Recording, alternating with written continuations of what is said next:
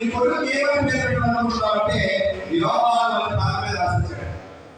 యోహాను అని పలక మీద రాసించాడు. అంటే దాన్ని ఆ యోహానుకి తండ్రి రాసిన తర్వాత మిగిలిన వాళ్ళెవరూ కూడా అవమానాన్ని అక్కడ వ్యక్తం చేయలేదు. అంటే యోధా సాంప్రదాయ ప్రకారంగా పెళ్లి అయిన పేరు మొట్టమొదటిగా పలకవలసిన వాడు తండ్రి.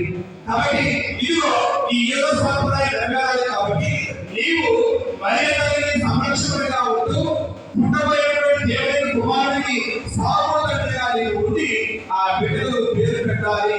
ఇది దేవుడు దీని కోసమే వీళ్ళు ఎన్నుకున్నారు అన్నటువంటి దేవుడి ఎన్నిక పరమరహస్యాన్ని యోసేపుకు తెలియజేసినప్పుడు యోసేపు మర్యాదలని స్వీకరిస్తూ ఉన్నాడు. మర్యాదల్ని తన భార్యగా స్వీకరించి ఆ మర్యాదలకి సంరక్షకుడిగా పుట్టినటువంటి ఆ క్రీస్తుకి సాగు తండ్రిగా పెంచినటువంటి తండ్రి సాగు తండ్రిగా ఆ యోసేపు నివసించడానికి చూపిస్తున్నాడు. మనం బైబిల్ గ్రంథంలో చాలా అవసరం.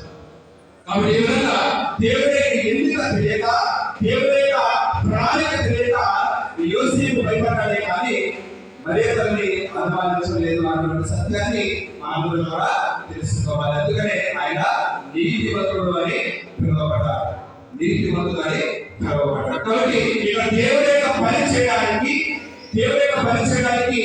ఇక్కడ అయోమయమైనటువంటి యోసేపుకి దేవుడు ఆయన బోధ ద్వారా సందేశాన్ని ఇచ్చి తన యొక్క అనుమానాలను తనలోటువంటి ఈ అనేక రకాలైనటువంటి ఆలోచనలకు ప్రశ్నలకు సమాధానం చెప్పినప్పుడు యోసేపు అంగీకరించాడు. కానీ ఆహాజరాజు